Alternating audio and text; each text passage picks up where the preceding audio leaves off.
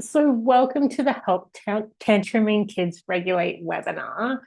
I first wanted to get started with an acknowledgement of country. So, I acknowledge the Ngunnawal and Ngambri peoples as the custodians of the lands, waterways, and skies on Ngunnawal and Ngambri country, which is where I am today. And I pay respect to the past and present Ngunnawal and Ngambri elders. If you are interested, you might want to check out the work of Children's Ground. That is an Aboriginal-led organisation that ensures that Aboriginal children are provided with early childhood education in their own language. And so it's really important both in terms of helping Aboriginal children be connected to their own culture, but also to keep the Aboriginal languages going, because many of the languages face a lot of difficulty in keeping the language itself alive. So if you are interested, you could check out their website at childrensground.org.au and maybe even consider donating. So I am Jodie Thornton. I have four children who are 26, 23, 11, and 9, and one granddaughter who's 3 years old. We are a blended family. So our eldest two, who are 26 and 23, are my husband's kids from his first marriage. And I met them, my husband, and them when they were 5 and 8. And this is kind of how I got into this work, was that when we had, regular blended family issues, I went and sought the help of psychologists and social workers, and I definitely felt that it helped, but I just felt like no one was able to tell me the practical strategies and tools to be able to respond to, everyday parenting things, but like in a way that felt like it worked and also was helping them to be resilient and confident in the long term. And I just felt like everyone was happy to talk to me about how I felt and processing my feelings, but there wasn't enough about what I needed to do now to help the kids as they grew up. And so that's, long and involved story, but that's how I ended up doing this work and supporting other parents. So I've been doing this work for almost 10 years now, and I would not spend my days any other way. It is just fantastic to be able to help families to be calm and connected and see their kids really be happy, but also, able to be considerate and get along with each other. My part of my philosophy is that there's always another way, always. So if something doesn't work for you because of the privilege that you may not have, the time or the money, or even having two parents available, or if it just doesn't work, no matter what your reason is, if there's a strategy that doesn't work for you, there will be another way to achieve the same parenting goal. And I was a strong-willed kid who grew up to be a strong-willed parent coach, and I will find a way that is realistic and practical for you, no matter where we get stuck. So please do say so if anything feels unrealistic or unworkable for you. So today we're going to be looking at how to use your words, tone of voice, and body language to help your child calm down from a tantrum and bring their rational brain back online. We're going to look at how to practice implementing the steps so it just becomes your default. It's not something that you have to think about. It's not something that's draining or difficult. It just becomes just the way you handle it when your child becomes overwhelmed. And we're also going to talk about how to stay regulated yourself, because it can be tricky when children's tantrums go for a long time, when they lash out when they're tantruming, if they're particularly intense, or just as something that makes us, that really touches our own buttons, like that can really make it hard for us to stay regulated. So we're going to talk about how to do that today. So I'd love to know in the chat box, what is your biggest challenge in supporting your kids through tantrums? And while you take a moment to write that out, I'll just through the big 5 most common challenges that I hear. The first one is that I want them to be able to have their feelings, but their tantrums are so intense and they just go on, and it just can't be good for them to be upset for that long. The next one is I don't want to invalidate their feelings, but I also don't want to reinforce that they should need to get their way all the time, or even like their feelings are just like overreacting. I don't want to reinforce that. Another one is that when their reaction is irrational, I struggle to remember that their feelings are still valid. The next one is, should I handle a meltdown differently to a tantrum? And lastly, for which one of our participants tonight is saying, is that I can only hold space for their feelings for so long before I react badly. And yeah, that's another comment in the chat, is that we don't want to reward bad behavior. And it is really important, right? We don't want to make having a tantrum is the path to get what you want, or even the path to get like cuddles and connection. Like, we want to make sure that the process of helping them regulate doesn't encourage them that the way to get what they need is to be overwhelmed, right? We don't want to reinforce that. And another person is saying that the ability to use a good tone and staying calm is just so common, right? And so one of the things that I see people talk about whenever people ask about how to handle tantrums, a lot of people will say, like, it's just a phase and we can just wait it out. And I don't recommend waiting it out unless you're in a stage where you actually don't have the ability, whether it's time or emotional energy, to make a change. If that's the case, by all means, wait it out. But if that's not the case for you, I don't ever recommend waiting it out, because this is such a helpful time to be teaching them about their feelings. If they're in a phase where they're tantruming, their emotions are so intense, it's actually much easier for them to develop their emotional awareness. When everything is going really easily, it takes a little bit more work to help a child really recognize what's going on with their feelings.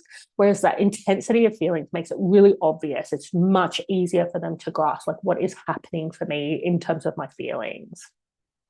Now, once you know how to help them through the tantrum and not just be there, they will have fewer, shorter, and less intense tantrums. And so that is good for everybody, right? It's good for your child to spend less time in intense emotions. It's also good for you to be able to stay regulated when you're not having to hold space for as much time and as often.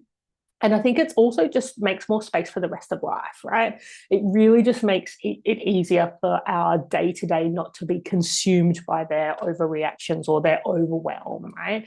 This is really important for the whole household to get to a place where the tantrums are not so consistent. Now, the younger your child is, the easier it is for you to learn how to hold space for their feelings. So I was learning these strategies when I had, so my third was 1, and so I always get the maths wrong, but I think my older children were 12 and 15. And I can tell you it's a lot easier to learn how to hold space for feelings when the feelings are about toast or daddy's gone to work when I didn't want him to, versus what happens for kids when their feelings are overwhelming when they're 12 and 15. It's a lot easier. And even as your child becomes an adult, it's a lot easier the younger they are. And so the quicker we can get in, the better. You'll also have fewer bad reactions to their emotions, which means that we have less of a chance of reinforcing any of the beliefs about their feelings being too much, or that they should not share their overwhelming feelings with you. And also, we can go through the repair process, but a lot of parents I speak to, it's like, yeah, I do repair, but I don't want to be doing that. I don't want them to experience that, my reactions in the first place. And then also being your child's tantrum whisperer, it's honestly such an amazing experience to know that no matter how big their feelings are, you know how to help. I wouldn't miss the opportunity to learn that, right? And so, like, some of the time the phase will pass, but other times it doesn't actually pass. Like, people will ask me, when do children go out of tantrums? And I think we all know adults that still tantrum, right? And sometimes we can even look at the way we have our own overwhelming feelings, which may or may not look like a tantrum, but we all know some adults who are still tantruming in, the way we would describe it, as if they were small children. They're not necessarily going to grow out of it. And so the more we can say, okay, if I have the chance right now to make a shift, today is the best time to do that. So if we look at what causes a tantrum, so it's actually, a lot of people speak about tantrums as if it's just something that happens to children because they're small and they're not yet mature. And that's not actually what is the case. So what happens before a tantrum starts is your child has a need come up and they get a negative feeling that is a signal to them that their need is not being met. So when we have positive feelings, that's telling us that our needs are being met. And when we have negative feelings, that's telling us our needs are not being met. Now, if they can meet the need, then the signal is no longer needed, so it dissolves. So the feeling goes away. But if the need is not met, the signal may intensify, or what I like to call is adding it to the bucket, right? And if we think about the bucket being their unprocessed feelings, so the bucket can overflow if there's one signal that's intense enough to overwhelm the space in the bucket, or if they have many signals adding to the bucket. So they have lots of unprocessed feelings that are just added to the bucket, and then eventually that bucket overflows. And if you can see that if the bucket is almost full, it only takes the smallest problem to happen and the bucket will overflow, right? So what we want to do as part of this process is avoid having unprocessed feelings. But tonight, what we're talking about is what happens when the bucket overflows, right? We're talking about what happens when we get to the point of overwhelm. Now, the size of your child's bucket will depend on their personality, their temperament, how rested they are, if they're hungry or thirsty, or even how much change they're going through. So if they're moving to a new room at daycare, or if you're moving house, or if something is changing in their family structure, any kind of change is something that takes some adjustment to, and that adjustment takes up some of their bandwidth. Now, when the bucket overflows, what that can look like is a tantrum, or it can look like repressing their emotions or numbness, or it can look like fawning or people pleasing, or aggression, so hitting, kicking, biting, any kind of physical lashing out. It can also look like withdrawing or isolating themselves. And it can start to look like them denying their own needs. So what I need doesn't matter. What's important to me doesn't matter to anyone else, right? Now, if you can see, tantrums are the easiest of this list. And that's another reason why we don't want to miss a tantrum phase, because we don't want to risk that your child starts to develop one of these other patterns instead of tantrums, because all of these, they're all addressable if you have other children who are in these spaces. They're all think patterns that can be changed, but tantrums are the quickest and easiest one of these patterns to change. And so we don't want to miss that opportunity if you have the time and energy to make a change now in how you support them. So today we're talking about, we're focused on what to do when the bucket is overflowing and it's coming out in a tantrum. So our very first priority is safety. We want to take action that we need to so that kids are safe from themselves. So that might be things like if they are running out into the road, if they are, some kids will actually hit themselves, hit their heads or bang their heads against the floor or a wall. We want to make sure that we do what we need to do to make sure that they're not putting themselves in any kind of danger or injury, right? So that might look like having to hold them. That might look like having to even put them in a room and closing the door. Whatever we want to do is just, we want to do the minimum that means that we've achieved the safety, right? So what if that means holding their arms, or if it means stepping back, we just want to look at what do we need to do to keep them safe, but using the minimum amount of intervention. The same goes for keeping kids safe from each other. So if one child is overwhelmed, or you have siblings who are all overwhelmed at the same time, we want to make sure that they're not hurting each other, either accidentally or intentionally.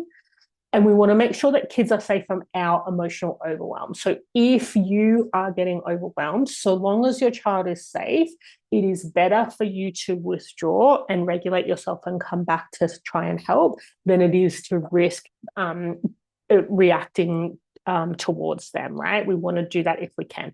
If it's not safe for you to leave, then it's better for us to have our reactivity come out than to leave them in an unsafe physical situation. But if you've got the choice and you can withdraw to regulate, we want to do that to make sure that they're not experiencing our reactivity. And last on this is we just want to make sure that important things are safe. So some children will rip up books when they're overwhelmed, or they might throw things at expensive items, or they might, it can be intentional or unintentional, but anything that's actually important to you, we do want to make sure that we protect those things. And again, we're just using the minimum amount of intervention just to make sure that safety is ticked off in that first instance. So once you've made sure that everybody's safe, our next job is to find what I call the sweet spot. And so this is the spot where you're close enough that they experience that you're there to help, but you're not so close that you're agitating them by being in their personal space. So for all children will have a standard range of personal space, but this can change day to day or tantrum to tantrum. So for my first baby, so Alyssa's now 11, when she was a toddler, she needed about 1 meter to 1.5 meters of space when she was overwhelmed. But my youngest, I think she would occupy the same space of my skin if she could. She would always want to be in my lap or being held when she was overwhelmed. Now, that's the standard that they needed, but day to day, tantrum to tantrum, it might be different. So once you get to know, like, how close makes it feel like I'm here to help you, but not so close that it's agitating them. Once you know where that spot is, go to that spot first, and then just check in to see, like, does it feel like they are recognizing that I'm here to help? And does it feel like I'm so close that they're actually, the fact that I'm there is too much for them? And so you can see that through, they might say, go away, if they're old enough to use the words in that way. And so instead of just walking away, I would take a decent step back and just see if that's enough, and we're just looking to adjust so that we're close enough that we're not agitating, but we are, present, right? And so that can be different for each kid. We just want to get to know, what does your child like? Our next job is to set our body language. Now, this is really important. So, there's that saying, I can never remember the statistic. I'll have to look it up, but it's something like 80% of body language is 80% of communication is in the body language, right? That could be completely wrong. But anyways, there's a lot of signals that we take from a person's body language in and of itself. And so we can signal like relaxation, engagement, and regulation. We can signal that with our body. So our first thing to do is just look at what does it look like to relax me, to relax my body language. And I think it's a good idea to choose 3 places in your body that you hold tension. If you don't know where you hold tension, just notice the next time they have a tantrum, you just look into your body, like, where are you physically holding that tension? For me, it's the muscles that lift your shoulders. So it's on my back. I think it's called the trapezoids. It's on the back of my shoulders, but it's that I hold that tension there, and in my jaw and in my hands. So I will have tight fists if I'm really overwhelmed. And what I do is look at, for each of those 3 places, I'm physically relaxing. I'm letting my shoulders drop. I'm making sure my hands are relaxed, and I'm making sure that my jaw is relaxed. And this really sends them that physical signal that you're not here to fix or change them, but you're just here to help. That process of choosing those 3 places and like relaxing them, it gives you a chance to remind yourself of the same thing. You're not here to fix or change the situation. You're here to support them to regulate. Right. So it gives you a moment to physically engage with, I'm, not taking over, and I'm not trying to make the feelings go away. I'm here to help them regulate. So once we're in that sweet spot and we've relaxed our body language, our next job is to reflect what you understand of what's going on with them with your words. And here it's really important that you're not saying what you want them to see, but what they actually see. So if, for example, you might be saying, you don't need to be so upset about your shoes because we have these other shoes that are actually your favorite, right? That's basically telling them you shouldn't feel the way you feel, right? We want to just focus on what do they feel, like, what is their perspective? And we want to include feelings and needs. You're so upset that the shoes that you want to wear, we can't find them. Right. And so you can see feelings and needs. You wanted to choose which shoes you had, right? And we're using the words that they would use if they were magically mature in this moment. The reason we want to use the words that they would use, if they were regulated and they were mature in that moment, is we're starting to tie what does it sound like to express ourselves verbally, in a way that matches what I'm feeling. And eventually what we want is for them to just express themselves in that way before they get overwhelmed, so that we don't have to end up in a tantrum in the first place. So using those words builds their ability to articulate what they're feeling. It also gives them a sense that they're seen and heard, right? And so when we use those words, they can see that you get what's going on for them. So the tone of voice we want to use is low, slow, calm, and quiet. The vibe we're creating is, this is important to you. I'm here with you. And even though this is intense, we are safe, right? And so we're just taking that moment to be, oh, sweetie, you really wanted to wear those shoes and we can't find them, right? And so we're looking at that. You can hear in my voice that, like, this, I'm really focused on what's going on. I'm really present with you. And also, it's not a crisis, right? You can hear in my voice. And it's not just part of the communication that we're doing to give them the signal that this is something that we can handle together. It's also just the quality of your tone of voice. Even that sends a signal to their nervous system that they are safe and it's okay for them to regulate. Now, if words aren't helping, so for some kids, they just will not want you to be talking ever. I want you to try it, even if it hasn't worked in the past. I want you to try it with what I've just expressed, just in case changing the way you speak makes a difference. But even then, some kids do not want, when they're overwhelmed, do not want to hear any words. Then silence will help. So we want to do exactly the same thing. So get into the sweet spot, focus on your body language, and we want your thoughts to be on the same thing. What would you be saying if it was okay to speak? I want you to be thinking about that. Part of the reason I want you to be thinking about that, it means that you're still present with your child and they can sense that. And the other part is that what we're focused on comes through in our body language. And so even if you're not saying anything, by thinking about what you would be saying if it was okay with them to talk, it will come across that you're here just to help. You're not trying to fix or change their feelings.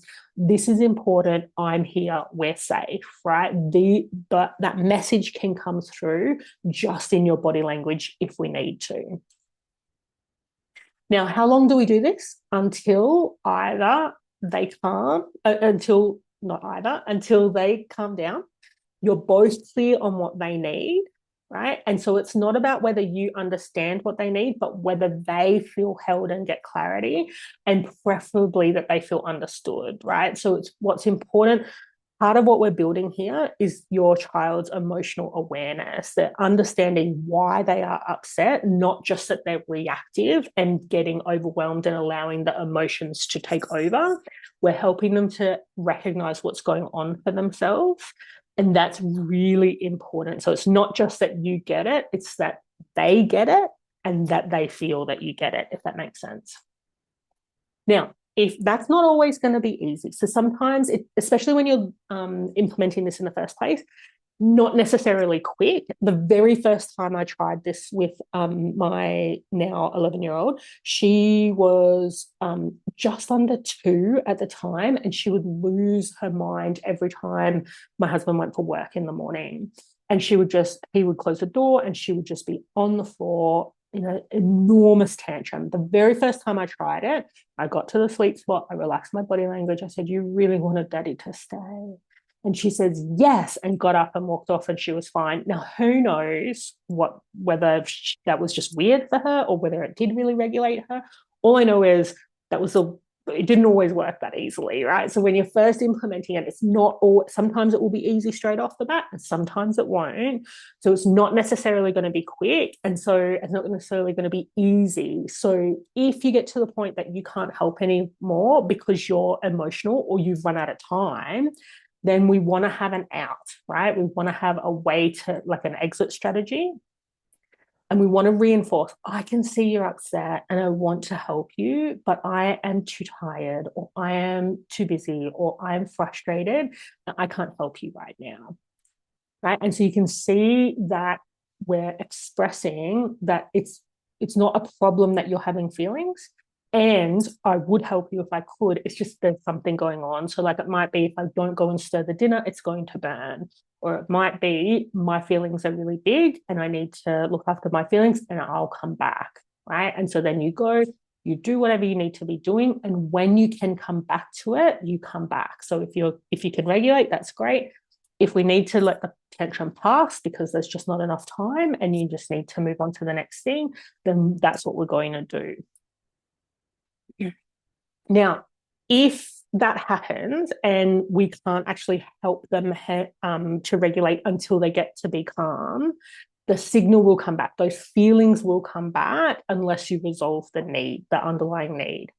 Now, the more you help them calm from the overwhelm, the fewer unprocessed feelings they have in the bucket, which means we have fewer and shorter tantrums, right?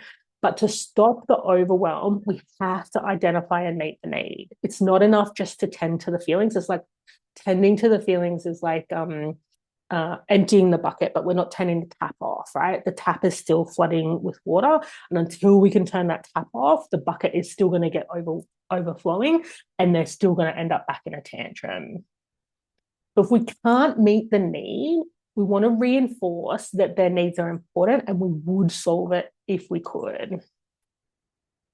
Now, so we're in the problem solving process. So they've regulated. We're now focused on what is it that they need. So if we think about that shoe example, wanting the particular shoes, it could be so many different things that's underneath that need for the shoe. One is that they feel like the new baby sibling gets everything they want every time they want it, as soon as they want it, but I can't have the shoes that I want. Right? It's like, why am I not important enough to get what I want when the baby always gets what they want? Right? Could be the need to feel like they're important to you. It could be the need for autonomy. It's like, I want to choose which shoes. Like, why can't I choose my shoes? Right? So we're looking at what is the need underneath what's going on for them. And we want to look for options to meet that need that work for both of you. So if you imagine the shoe issue, right? Imagine you know that the shoes are in the house somewhere, but you have no idea where they are, and you do not have the time right now to find those shoes, right? There will be another way to help your child feel important to you without spending 45 minutes looking for the shoes when you need to be out the door. So we're looking for options that will work for both of you. We are not just doing what they want and not taking into account the needs of not only yourself, but everyone else in the house, right? Or everyone else involved. So if we imagine they're having a tantrum at the park, right, about fairness of turns, we want to make sure that the option we come up with is taking into account everybody's perspective, not just theirs. And that's part of that idea of not reinforcing the behavior. Is that when we start to learn that we can solve the problem without having to get everybody else in our lives to acquiesce, then it just becomes, we go straight to the problem solving, right? We don't need to get to the point where we get overwhelmed by our feelings, we have a tantrum, we calm down, then we problem solve. We can just go straight to the problem solving part, the more practice we have at that. So if there's anything that you can't agree to, tell them the reason, the real reason. So if I'm going to stay with the shoe example, right? I know the shoes are in the house. I do not know where the shoes are. I've looked and I don't know why I don't know where they are, right? You know, I'm sure many of us, probably not everybody, some people are more organized with things than I am, but many of us would know that sense that the shoes should have been where we expect them to be. They're not. I've looked in the obvious places. I cannot find them. Often what we will try to do is tell them why they shouldn't be worried about the shoes, right? It's okay because we've got other shoes. These shoes are better. These shoes are just as good. These were your favorite shoes yesterday. We're coming up with reasons for them to not want what they want. But actually what we need to tell them is the reason why we can't do what they want. So they want us to spend as much time as it takes looking for the shoes. Why can't I?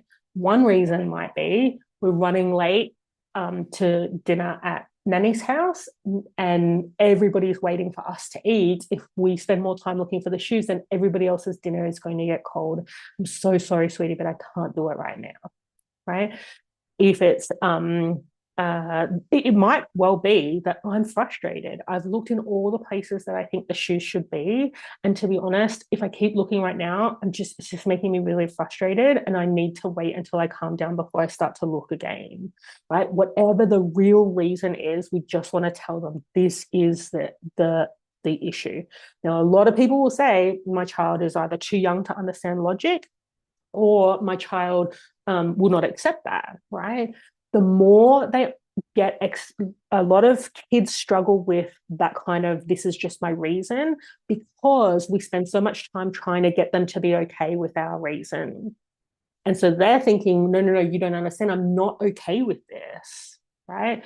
Instead, we're not saying, please be okay with this. We're just explaining this. I'm just informing you this is the reason I can't do what you want, right? So now we need to look for other options that work to meet the underlying need. So now in terms of making this your default behavior to make it easier, we want to practice when you have the time and you have the emotional capacity. If you push yourself to help when you do not have the time or when you do not have the emotional capacity, then it will slow you down, right? You'll associate doing this with being frustrated and it not working. It will be harder for you to figure out what's underneath their emotions. And it will also be more difficult for you to be truly relaxed and then help them to regulate, right? So instead of pushing yourself, we just want to take the chances that when you do have the time and you do have the emotional space, even if they're few and far between, we just take those, and every time we do it, we're building the ability to do it more easily. Now, as a side note, if you never feel like trying to help, then chances are there's a bigger priority going on, or you have some baggage that's in the way. So, some things that might fall into this one. So, if you have a newborn and you are sleep deprived and you're not getting enough help, it just might be that this is just not a time that you have the capacity to make this change. We want to wait until you're getting more sleep.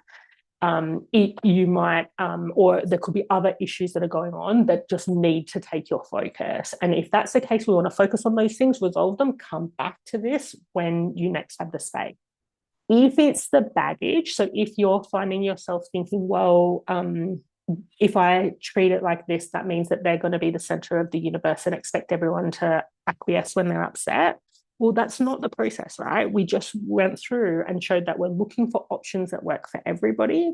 And we're moving to a place where they are expressing themselves verbally rather than getting upset and overwhelmed and then expecting people to help them, right? That's the process we're moving through.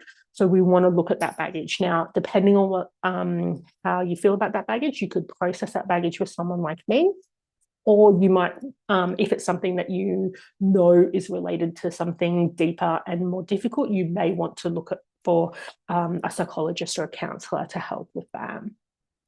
But that aside, we just want to let yourself try when you can. Every time you build, even if you just do a small piece of the strategy, you will be building the muscle and make it easier and easier as we go.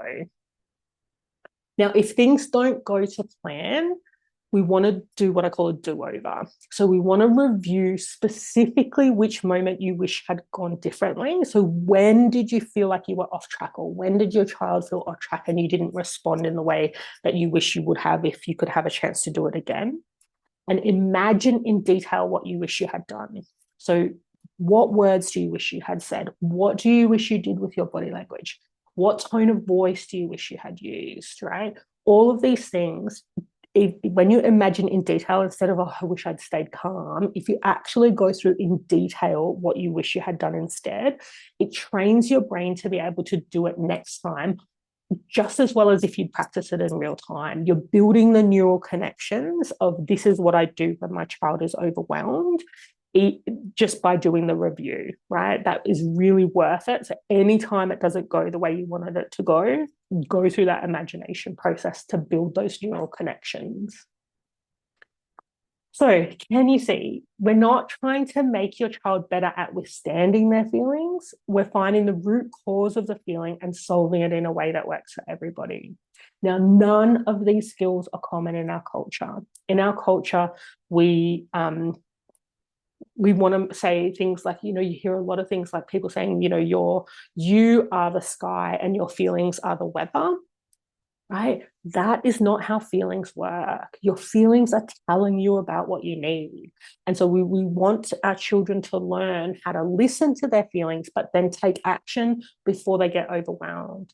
And we want them to learn how to problem solve in a way that doesn't require everybody else to acquiesce and do what they want, but find something that works with everybody, right? The more often we get that practice of like problems are solvable, the less overwhelming the feelings are in the first place. So they're less likely to actually have tantrums, but also they get better at doing things in a way that's really considerate of other people. And also the ability to be like a team player, the ability to not have to acquiesce to other people and be a people pleaser, but also not be the kind of person that unless everything goes my way, I'm going to make it everybody else's problem, right? But obviously, for some of the people here, your children are quite small. For others, your children may be older. No matter what age they are, we want them to be practicing this process of understanding their feelings and taking action rather than learning to ignore their feelings or like embedding that process that my feelings are just too much and I just get overwhelmed, and then that's just going to be the end of the day, right? We're just going to be in a bad mood for the rest of the day. We want to get out of that habit no matter what age your child is. And so if you'd like my support to do this together, we can really minimize the trial and error. So I recommend 4 45-minute sessions, because over that process, we can refine your skills to hold space so that you can help your child regulate quickly and effectively. We can look at what's working and not working for your child so that the tantrums do not go for a long period of time, that when they get upset, you know how to step in and help them to come back to rational and ability to problem solve together really quickly. And that's even for really little children. The process is still the same. The younger your child is, the more you are doing the process of helping them to regulate. But even from the age of 3, they can start to learn how to regulate independently. We can also identify what your child's most common underlying needs are. So sometimes it's difficult to tell, like if they're tantruming about the shoes or getting into the bath, or once they're in the bath, getting out of the bath. Like sometimes it's tricky to see what is it that's really going on underneath those feelings. And because I've been doing this for nearly 10 years, usually I can tell you what the need is just from your description of how your child is reacting. If I can't pick it in the first go, I can give you a couple of things to try, which will tell us for sure what we're dealing with. And then we can look at what the strategies are to get that need met. Another thing that can really help with, because I've got so much experience in helping families with this, is that the problem solving process, initially it can be tricky to see how do we get everybody's needs met, instead of looking at like, well, you can't always have your needs met, right? We can't always have everything our own way. Often there's a solution that's right there, but you can't see it because you're used to trying to figure out, well, I should do what's important to them because they're so little, or alternatively, I should help them to learn how to not get what they need all the time. Either way, it's either you or them that's having to acquiesce. And because we're in that pattern, we often just don't see the solutions that are there. And that's something that I can really help you to do, is to find things that work for you, not things that I suggest, but things that I suggest. I just use the word suggest. It's not what I think you should do. It's what I can see might work for you and your child, right? That means that no one in the family is needing to acquiesce. And then the last piece is building your ability to stay regulated while you help your child. So for most parents, once we go through the processes of helping a child regulate pretty quickly, figuring out what's really going on underneath the surface, and then finding a solution. For most parents, once we get some traction in those 3 areas, their own ability to regulate just comes along because it's not as stressful anymore. But for some parents, there are many reasons why the process can still be quite dysregulating, and it can be really hard to stay present.